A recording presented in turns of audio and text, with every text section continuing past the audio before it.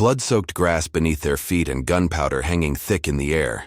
The colonial militiamen stood their ground as they watched the advancing wall of redcoats march up the hill toward them. For many, this would be their first, and some their last, taste of war against the mightiest military force in the world. The date was June 17th, 1775, and what would unfold over the next few hours would become one of the most iconic battles of the American Revolution. In the spring of 1775, Boston had become a powder keg ready to explode. Following the battles of Lexington and Concord just 2 months prior, British troops under General Thomas Gage found themselves effectively trapped within the city, surrounded by thousands of colonial militiamen who had flocked from across New England to join what was quickly becoming an armed rebellion against British rule. Dr. Joseph Warren, a prominent Boston physician and Patriot leader, paced nervously as he received intelligence reports. The British were planning to break out of their confinement and secure the high ground surrounding Boston. If they succeeded, their cannons would command the entire peninsula, threatening the colonial forces and their cause. "We must act before they do," Warren urged the colonial leadership. "If the British secure the heights, we lose our advantage." The colonial forces, led by Colonel William Prescott and Israel Putnam, made a fateful decision. Under cover of darkness, on June 16th, they would fortify Breed's Hill and the nearby Bunker Hill on the Charlestown Peninsula, threatening British control of Boston Harbor. What these men couldn't know was that their actions would ignite one of the most consequential battles of the early Revolution. The colonial forces worked through the night, their shovels quietly cutting into the earth as they constructed a formidable redoubt atop Breed's Hill, though many historical accounts would later name the battle after nearby Bunker Hill. As dawn broke, the British awoke to an astonishing sight: American fortifications overlooking their positions, presenting an immediate threat to their control of Boston. As noted in the Boston Gazette's later accounts of the battle, the industry of the provincial troops had, during the course of a single night, transformed an open hillside into a fortress, capable of challenging the king's forces. British warships in the harbor immediately opened fire, but the colonists continued strengthening their positions. General Gage was incensed. This brazen act of defiance demanded a swift and decisive response. He summoned his officers, including Generals William Howe, Henry Clinton, and John Burgoyne, to devise a plan of attack. "These farmers and tradesmen must be taught the folly of standing against trained soldiers," Burgoyne reportedly remarked, with disdain. "We shall drive them from those hills before dinner time." As 3,000 British troops prepared to cross the harbor, Colonel Prescott stood upon the earthen walls of the redoubt, watching the ominous movement of British forces. The men around him, farmers, shopkeepers, laborers, and artisans, clutched their weapons nervously. Many had never faced professional soldiers in battle. Prescott knew what the British generals thought, that these colonial militiamen would break and run at the first volley. "Do not fire until you see the whites of their eyes," Prescott told his men, delivering what would become one of the most famous orders in American military history. These words were not merely tactical instruction, but a necessity born of their dire shortage of ammunition. As the British barges approached the Charlestown shore, the colonists watched in tense silence. The revolution that had been brewing for years was about to face its first major test on the battlefield. The question hanging in the air was whether these citizen soldiers could truly stand against the professional might of the British Empire. The summer sun beat down mercilessly as British troops disembarked onto the Charlestown shore. Their scarlet uniforms, gleaming in the midday light, formed perfect lines as drums beat out the steady rhythm of advance. General William Howe led the main force, confident that a single determined assault would scatter the colonial militiamen, who dared to challenge the might of the British Empire. From their positions atop Breed's Hill, the colonial defenders watched, the methodical approach with a mixture of fear and resolve. Colonel Prescott strode along the earthwork walls, steadying his men. "Hold your fire," he repeated. "Wait for the order. Let them come within range." The British advanced in textbook formation, their discipline a stark contrast to the hastily assembled colonial defenses. As they began their ascent up the grassy slope, an eerie silence fell over the battlefield. The only sounds were the rhythmic drumbeat of the British advance and the crunch of boots on the summer-dried grass. according to the personal diary of Lieutenant John Clark of the British 43rd Regiment of Foot, later published in the London Gazette. We marched toward those crude fortifications with utmost confidence, certain that these provincial soldiers would not withstand a determined charge from His Majesty's finest. At 30 yards, the colonists could indeed see the whites of their eyes. Colonel Prescott gave the command, and a devastating volley of musket fire erupted from the colonial line. The disciplined British ranks shattered as men fell by the dozens. General Howe's horse was shot from under him, though he himself remained unharmed. The perfectly aligned British formation faltered, soldiers dropping their weapons as they fell or stumbled over their fallen comrades. Stunned by the effectiveness of the colonial fire, the British retreated down the hill to regroup. Officers shouted commands as they attempted to restore order to their broken lines. General Howe, now on foot, moved among his men, rallying them for another assault. On the colonial side, a brief celebration erupted as the militiamen witnessed the retreat of the feared British regulars. Colonel Prescott quickly tempered their enthusiasm. "Save your cheers," he warned. "They will come again, and we must conserve our powder." Indeed, General Howe was not one to accept defeat readily.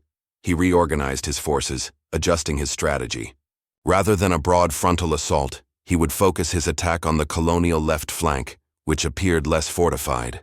The British soldiers, their initial confidence shaken but their discipline restored, formed up once more at the base of the hill. As the British prepared for their second assault, reinforcements trickled in for both sides. General Israel Putnam frantically rode back and forth between Bunker Hill and the rear, trying to bring forward additional colonial troops and much-needed ammunition. Meanwhile, British barges ferried fresh troops across from Boston. Dr. Joseph Warren, despite his commission as a major general, chose to fight as a common soldier in the redoubt. His presence heartened the colonial forces, many of whom regarded him as one of the foremost patriot leaders in Massachusetts. "Today we prove that liberty is worth fighting for," Warren told those around him as they watched the British reforming below. The colonial militiamen used the brief respite to shore up their defenses and redistribute their dwindling ammunition. Colonel John Stark's New Hampshire militia secured the colonial left flank, using a rail fence reinforced with freshly cut grass to create a defensive barrier. Stark, a veteran of the French and Indian War, positioned his men carefully, instructing them to aim at the officers identifiable by their distinctive uniforms. As the British drums began to beat again and the second assault commenced, the colonists gripped their weapons tightly. The lessons of the first attack had been learned by both sides. The British advanced more cautiously, while the colonists held their fire even longer to maximize its effect. The second British assault pushed closer to the colonial lines before meeting the same wall of devastating fire. Again, the precision of the colonial musketry tore through British ranks. Again, the professional soldiers were forced to retreat, leaving the hillside scattered with the fallen. The colonists had, for a second time, repulsed the finest military in the world. The British commanders gathered at the base of the hill, their faces grim as they surveyed the battlefield strewn with their fallen comrades. General Howe's confidence had been severely shaken, but his resolve remained unbroken. The honor of the British Army, and indeed the British Empire itself, was at stake. A third assault would be launched, but this time with a crucial change in tactics. "We will advance without packs," Howe ordered, allowing his men greater mobility, "and fix bayonets." This seemingly simple adjustment would prove decisive. The British soldiers removed their heavy equipment, keeping only their weapons and ammunition. The order to fix bayonets acknowledged a harsh reality. This battle would likely end in close-quarters combat, where British training would give them the advantage. Meanwhile, within the colonial fortifications, a dire situation was developing. The repeated volleys had depleted their already limited ammunition supply. Men searched the pouches of their fallen comrades for spare cartridges, while officers took inventory of what little remained. 2 or 3 rounds per man at most, Prescott informed his subordinates grimly. "Make each shot count and prepare for close fighting." The Massachusetts Historical Society records contain a letter from a colonial militiaman, Samuel Webb, who wrote, "Our powder horns lay empty as our hearts filled with dread at the prospect of meeting British steel with bare hands." The lack of ammunition wasn't the only crisis facing the colonial forces. Confusion in the colonial command structure meant that desperately needed reinforcements remained at Bunker Hill, rather than advancing to support the front lines. General Putnam rode back and forth, attempting to bring order to the chaos, but with limited success. As the British formed for their third assault, they split their forces to attack from multiple directions simultaneously. Fresh troops, including elements of the Royal Marines, joined the fight. The colonial defenders watched anxiously as the British adopted this new approach, knowing their ability to repel another assault was severely compromised. When the British advanced for the third time, they moved with grim determination. The colonial defenders delivered what fire they could, but their volleys lacked the devastating impact of the previous assaults. As the British closed the distance, many colonists found themselves with empty muskets and no means to reload. The British ranks surged forward, bayonets gleaming in the late afternoon sun. They poured over the walls of the redoubt, engaging in fierce hand-to-hand combat. Colonial militiamen, many without bayonets of their own, fought with rifle butts, knives, rocks, and bare fists. In the chaos of close-quarters fighting, Dr. Joseph Warren stood conspicuously in his position, rallying the colonial defenders. A British officer recognized the prominent Patriot leader and directed his men toward him. Warren fell, shot through the head, becoming the most notable colonial casualty of the battle. Colonel Prescott, seeing that the position was lost and determined to save as many of his men as possible, gave the order to retreat. The colonial forces withdrew from Breed's Hill to Bunker Hill and eventually across the Charlestown Neck to Cambridge, fighting rearguard actions as they went. The British had technically won the battle, capturing the heights and driving off the colonial forces. Yet their victory came at a staggering cost. Of the approximately 3,000 British soldiers engaged in the battle, over 1,000 had been killed or wounded, including nearly 100 officers, an unprecedented casualty rate that shocked the British High Command. As the smoke cleared over Charlestown, which had been set ablaze during the battle, General Henry Clinton remarked to his fellow officers, "A few more such victories would have shortly put an end to British dominion in America." Never before had British forces suffered such losses in a single engagement against colonial troops, and the implications were not lost on either side. As twilight descended over the smoldering remains of Charlestown, the true magnitude of the day's events began to register with both armies. The British had secured their objective, capturing Breed's Hill and Bunker Hill, but the mood in General Gage's headquarters was far from celebratory. The lists of casualties grew as reports filtered in, painting a grim picture of the battle's cost. "Too dear a purchase," General Clinton was heard muttering as he reviewed the casualty figures. The British had suffered over 1,000 casualties, from their force of approximately 3,000, a shocking 30% casualty rate. Among these were an extraordinary number of officers, whose distinctive uniforms had made them prime targets for colonial marksmen. General Gage wrote soberly to London, "The loss we have sustained is greater than we can bear." The letter would take weeks to reach England, but when it did, it would send shockwaves through the government and populace alike. The British public, which had been assured that the colonial rebellion would be swiftly crushed, was stunned by the news. The Parliamentary Register of 1775 records Lord North, the Prime Minister, addressing the House of Commons. The unexpected resistance encountered at Bunker Hill suggests this colonial insurrection possesses a vigor we had not anticipated. Across the Charles River, the colonial forces had retreated to their camp in Cambridge. Their loss of the heights was a tactical defeat, yet an undercurrent of pride ran through their ranks. They had stood toe-to-toe with the British regulars, the most professional army in the world, and had twice driven them back. Only when their ammunition was exhausted did they finally yield.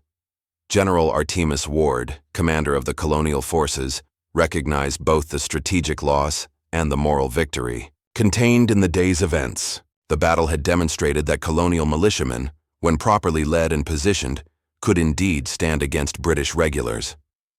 This realization boosted morale throughout the colonial forces and became a powerful recruitment tool. The colonial leadership also undertook a clear-eyed assessment of the battle's lessons. The critical shortage of powder and ammunition had ultimately forced their retreat. Securing a reliable supply of these essential materials became an immediate priority. Efforts to manufacture gunpowder domestically intensified, while colonial agents in the Caribbean and Europe worked to arrange smuggled shipments. In Philadelphia, the Continental Congress received news of the battle with mixed emotions. The delegates had formed the Continental Army just days before the battle, appointing George Washington as its commander. Washington had departed Philadelphia for Massachusetts on June 23, unaware of the significant battle that had already taken place. When Washington arrived in Cambridge on July 2nd, he took command of an army buoyed by its performance at Bunker Hill, yet facing significant challenges in organization, supply, and discipline. The battle had demonstrated the potential of the colonial forces, but Washington immediately recognized the need to transform this collection of militia units into a more cohesive and professional fighting force. For the British, the battle necessitated a fundamental reassessment of their approach to the conflict. General Gage was soon recalled to London, his reputation tarnished by the costly victory. His replacement, General William Howe, who had led the assaults at Bunker Hill, had gained a newfound respect for colonial fighting abilities. This experience would influence his generally cautious approach to subsequent campaigns. King George III remained resolute despite the setback, declaring the colonies in a state of rebellion on August 23rd. Any hope of reconciliation was fading rapidly, as both sides prepared for a conflict that was expanding beyond what either had initially envisioned. The Battle of Bunker Hill, though technically a British victory, had demonstrated that the war for American independence would be neither brief nor easily won. The colonists had proven they could stand against professional soldiers, and the British had learned that suppressing the rebellion would require far more resources than they had anticipated. The battle marked a point of no return in the escalating conflict, setting the stage for the formal declaration of independence that would come just over a year later. In the years and decades following the Revolution, the Battle of Bunker Hill transcended its military significance to become deeply embedded in the national consciousness of the fledgling United States. Stories of colonial bravery spread through newspapers, personal accounts, and eventually history books, transforming the battle into a foundational narrative of American identity.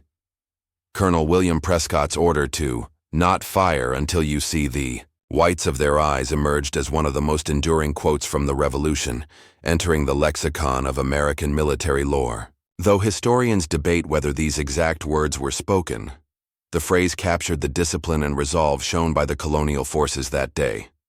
Dr. Joseph Warren's death at Bunker Hill elevated him to the status of early martyr for the revolutionary cause.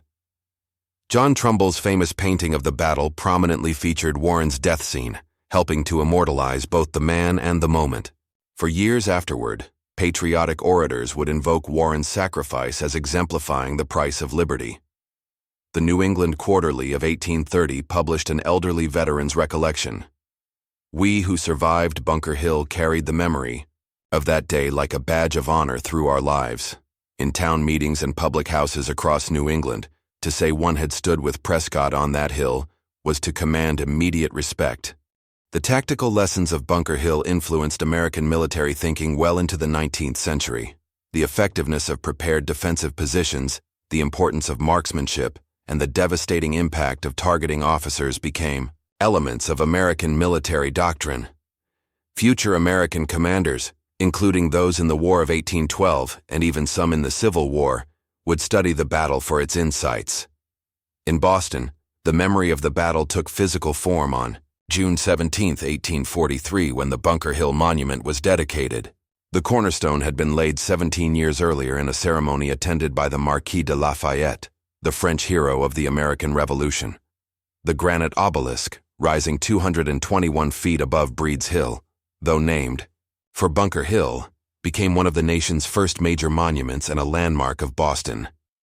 At the monument's dedication ceremony, Daniel Webster delivered a stirring oration that connected the battle's legacy to the continuing American experiment. "Let it rise until it meet the sun in his coming," Webster proclaimed of the monument.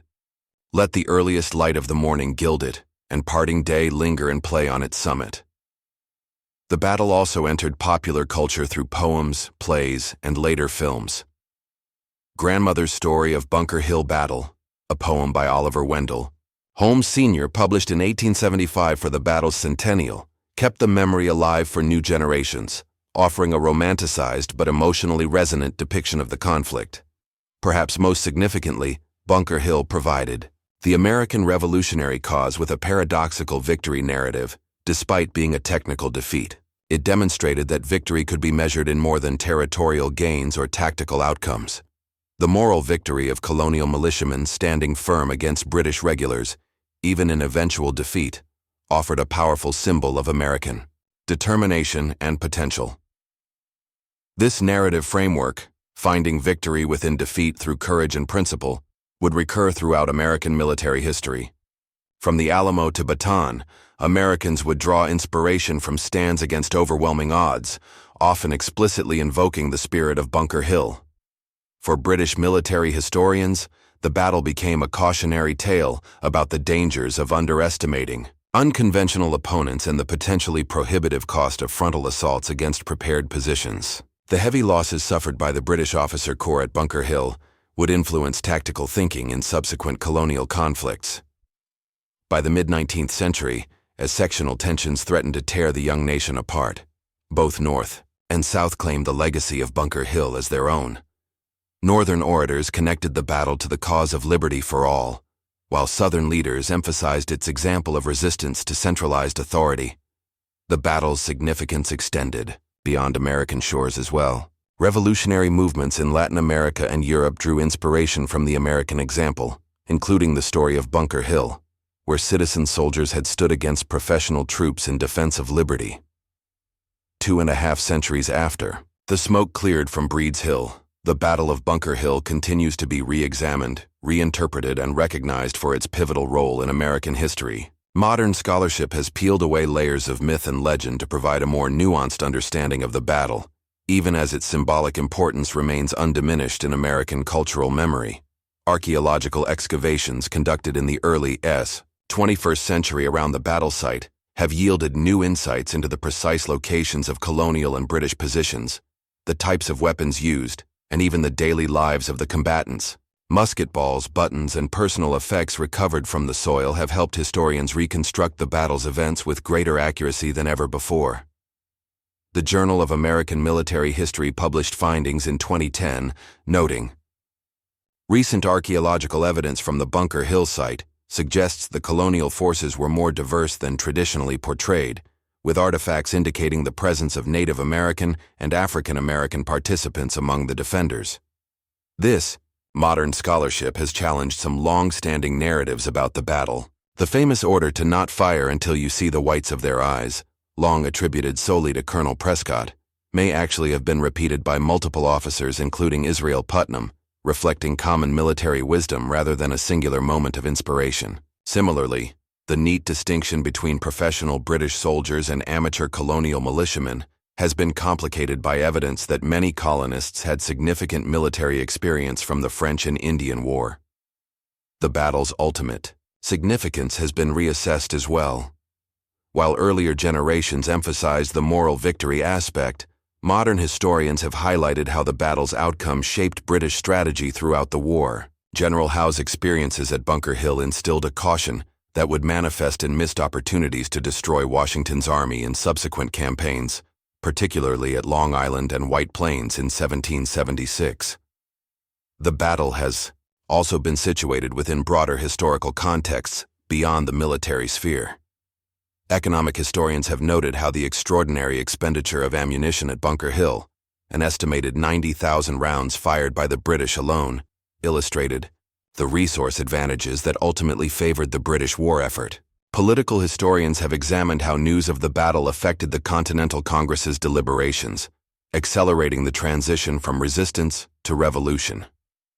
In educational settings, Bunker Hill has evolved from a simple tale of heroism to a complex case study that helps students understand the multifaceted nature of historical events. Modern textbooks present the battle not just as a clash of armies, but as a moment where social, political, economic, and military factors converged, offering a window into the transformative period of the Revolution. Public historians and site interpreters at Boston National Historical Park now present visitors with multiple perspectives on the battle, including those of British soldiers, colonial militiamen, civilians in Boston and Charlestown, and the often overlooked experiences of women, African Americans, and Native Americans affected by the conflict. The battle site itself, once dominated solely by the granite obelisk of the Bunker Hill Monument, has been expanded to include a museum that places the battle within its broader historical context. Interactive exhibits allow visitors to engage with primary sources and consider different interpretations of the battle's significance. In popular culture, Bunker Hill remains a touchstone for explorations of American identity and values. Films, novels, and television productions set during the Revolutionary period almost invariably reference the battle, though modern treatments tend to present more complex and humanized portrayals of both sides than the heroic simplifications of earlier eras. Perhaps most enduringly, Bunker Hill continues to serve as a powerful symbol in American political discourse across the ideological spectrum. The battle's legacy has been invoked in debates about civic duty, military service, resistance to authority, and the costs of freedom. The image of citizen soldiers defending their principles against overwhelming odds remains resonant in a nation that still sees itself as defined by its revolutionary origins. As the United States navigates the complexities of the 21st century, the Battle of Bunker Hill stands as both historical event and living symbol, a reminder of the nation's revolutionary beginnings and the continuing project of defining American identity. The colonial militiamen who stood their ground on that June day in 1775 could hardly have imagined how their actions would echo through centuries of American history, continuing to inspire and instruct generations yet unborn. In the final analysis, perhaps the most significant legacy of Bunker Hill is its demonstration that history is rarely as simple as victory or defeat. In its complexity, its contradictions, and its consequences both intended and unforeseen, the battle reflects the messy, imperfect, yet ultimately transformative process through which 13 colonies began their improbable journey toward becoming a nation.